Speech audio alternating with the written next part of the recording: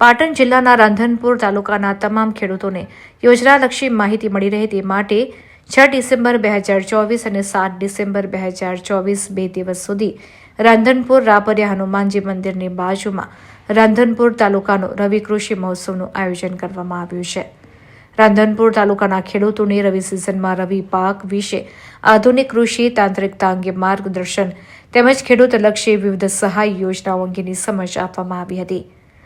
આ સમયે ઉપસ્થિત રાંધનપુરના ધારાસભ્ય લવિંગજી ઠાકોર, તાલુકા પંચાયત પ્રમુખ અને BM સરગરા, જિલ્લા પશુપાલન અધિકારી અને વિક્રમ સુવાતર હારીજ ખેતીવાડી અધિકારી અને રાંધનપુર વિસ્તરણ અધિકારી ખેતીવાડી ભરતભાઈ ચૌધરી, મદદનીશ સંશોધન વૈજ્ઞાનિક CK દેસાઈ, રાંધનપુર તાલુકા વિકાસ અધિકારી, રાંધનપુર પ્રાંત અધિકારી તેમજ તાલુકા પંચાયતના સદસ્યો સહિત મોટી સંખ્યામાં ખેડૂતો ઉપસ્થિત રહ્યા હતા।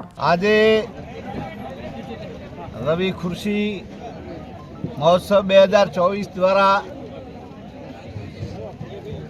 અંતર્ગત આજે રાધનપુર મુકામે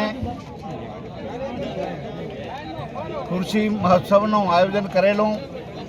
એમાં રાધનપુર તાલુકાના ખેડૂતો દ્વારા અને જે ખેતીવાડી અધિકારીઓ દ્વારા જે મોદી સાહેબે 2005થી કૃષિ મહોત્સવ શરૂ કર્યો, આજે 2017માં એ ખૂબ જ સફળતાપૂર્વક જે ખેડૂતોને સરકાર દ્વારા જે એને સહાય ચૂકવે છે એની સહાય પણ આપી અને ભવિષ્યમાં પણ માર્ગદર્શન એવું આપ્યું કે કૃષિ મહોત્સવમાં વધારે ને વધારે ખેડૂતો એ સહાય લે અને એક કૃષિ મહોત્સવને સારી રીતે આગળ વધારે અને લોકોને એ લાભથી એનો લાભ મળી રહે એટલા માટે આયોજન સુંદર કર્યું છે અને ખૂબ જ સફળતાપૂર્વક આ આયોજન થયું છે। એ બધા અધિકારીઓનો ખૂબ આભાર। ગુજરાત સરકાર દ્વારા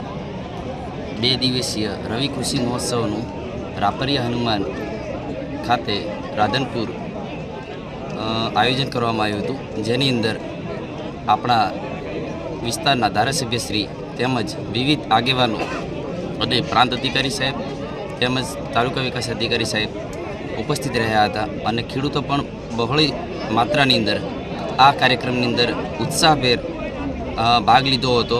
આ કાર્યક્રમમાં કૃષિ પરિસંવાદ સાથે સાથે સ્ટોલની મુલાકાત તેમજ પ્રાકૃતિક મોડલ ફાર્મની મુલાકાત પણ કરવાની છે, જે બપોર બાદનું આયોજન છે અને જેની અંદર પ્રગતિશીલ ખેડૂત છે જે પ્રાકૃતિક ખેતી કરે છે તેમની મોડલ ફાર્મ છે તે ખેડૂતોને બતાવવાના છે। શું નામ છે તમારું? મારું નામ વિક્રમભાઈ સુવાતર, નોડલ અધિકારી રવિ કૃષિ મહોત્સવ।